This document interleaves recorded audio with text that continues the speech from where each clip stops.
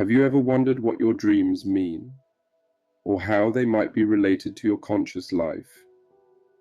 In this video, you'll discover the fascinating world of dream analysis through the eyes of the Swiss psychiatrist Carl Gustav Jung, who lived from 1875 to 1961. Hello and welcome. My name is Dr. Andreas Dick. I am an analytical psychologist and psychotherapist. Like all psychoanalysts, Jung believed that dreams are a window to our unconscious mind. They can reveal hidden desires, unacknowledged fears, and unresolved conflicts.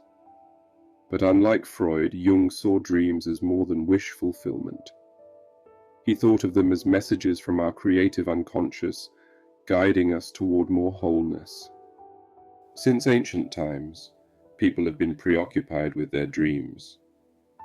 In the Babylonian epic of Gilgamesh, one of the oldest literary works preserved in writing, which dates back nearly 4,000 years, dreams convey messages about the future and warn of dangers.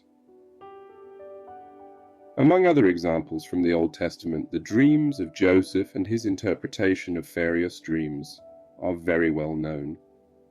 As a young man, Joseph dreamt that he and his brothers were binding sheaves of grain in the field. His sheaf rose and stood upright, while the sheaves of his brothers gathered around it and bowed down to it. In a second dream, he dreamed that the sun, moon, and 11 stars were bowing down to him.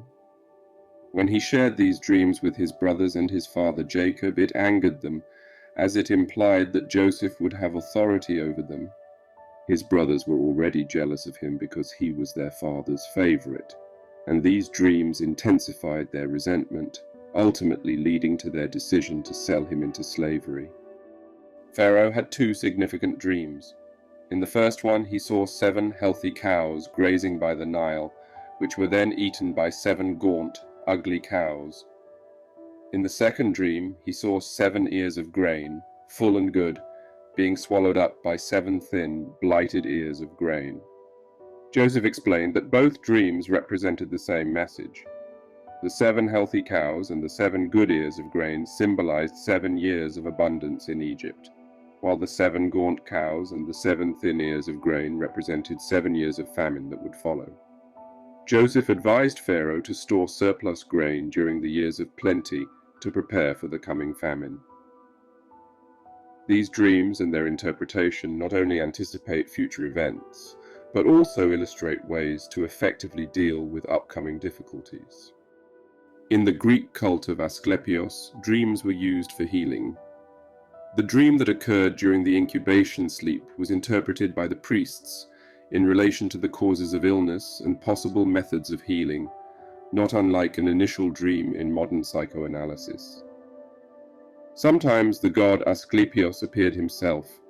He could manifest in dreams or as a vision while awake. He offered advice, suggested remedies or prescriptions, and acted through his strengthening presence. Spectacular healings were recorded in inscriptions. Several steles with such healing reports have been found in Epidaurus, dating from around 350 to 300 BC. One of these reads, Euphanes, a boy from Epidaurus. He suffered from stones and slept in the sanctuary. He dreamed that the god came to him and said, "What will you give me if I make you well?" The boy replied, 10 dice. The god laughed and said he would end his suffering. When morning came, the boy emerged healed. With the development of Greek philosophy, attitudes toward dreams changed somewhat, although the older belief in dreams as divine messages remained widespread. For Aristotle, dreams are more likely products of the mind that arise from the experiences and thoughts of the sleeper. Artemidorus of Daldis, a dream interpreter and seer, wrote his famous Onirocritica in the 2nd century AD, which includes symbolic interpretations of dreams, while also warning against overly simplistic correlations between dream symbols and their meanings.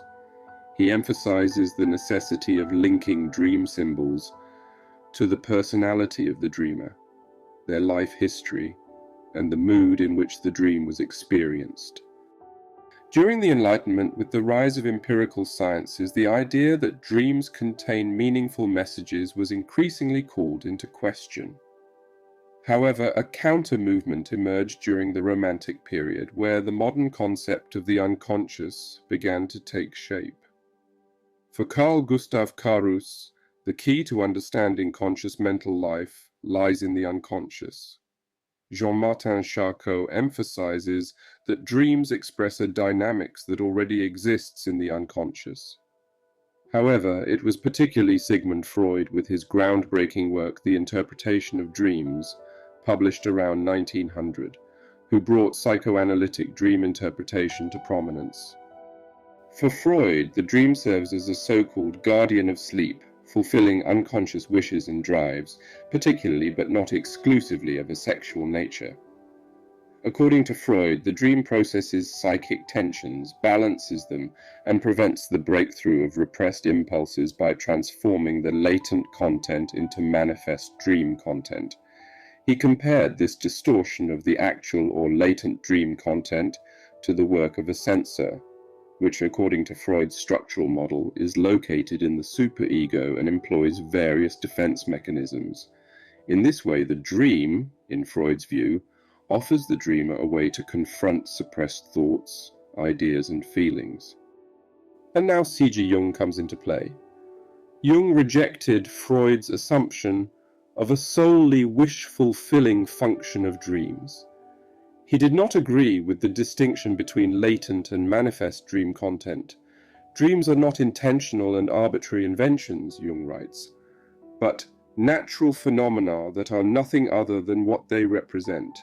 They do not deceive, they do not lie, they do not distort or conceal, but naively proclaim what they are and mean. For Jung, the dream represents the unconscious reaction to a conscious situation, serving in a compensatory manner to that conscious situation. For example, a dream may represent a conflict between consciousness and the unconscious. Alternatively, it may reveal an unconscious tendency aimed at changing the conscious attitude. Finally, according to Jung, there are so-called great or archetypal dreams that reach far beyond the conscious situation and draw upon deep collective symbols to prepare for and accompany crucial developments. In his article On the Nature of Dreams, Jung describes the dream as a piece of involuntary psychic activity that possesses just enough awareness to be reproducible in the waking state. In contrast to other contents of consciousness, Jung expounds, the dream seems to have only a minimum of logical coherence, making it less transparent and graspable. Generally, the dream is a strange construct characterized by many bad qualities, such as a lack of logic, questionable morality, unappealing design, and obvious contradictions or meaninglessness.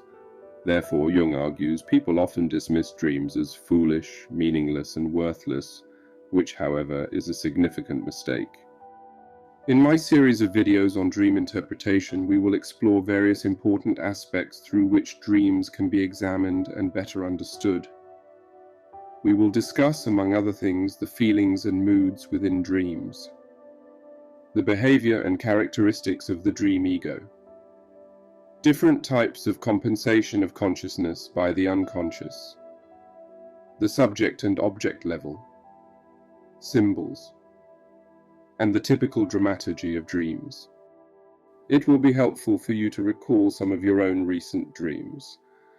Generally, it is easier to recognize meaning in dreams when considering a series of dreams rather than just a single isolated dream. I recommend that you start keeping a dream journal and regularly write down all the dreams you can remember for a while. If you rarely or hardly remember your dreams, you might find the following tips helpful. 1.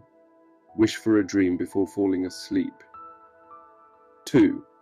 When you wake up and still remember the dream, mentally go through it repeatedly and note the various phases. 3. Write down the dream as soon as possible or record it, for example, on your mobile phone. 4. Regularly share your dreams with a trusted person. Even fragments of dreams can be valuable, as they often contain a concentrated essence of what occupies you unconsciously. I wish you much joy and exciting insights as you explore your own dreams. I hope this video was beneficial for you. Please hit the like button if you found it useful.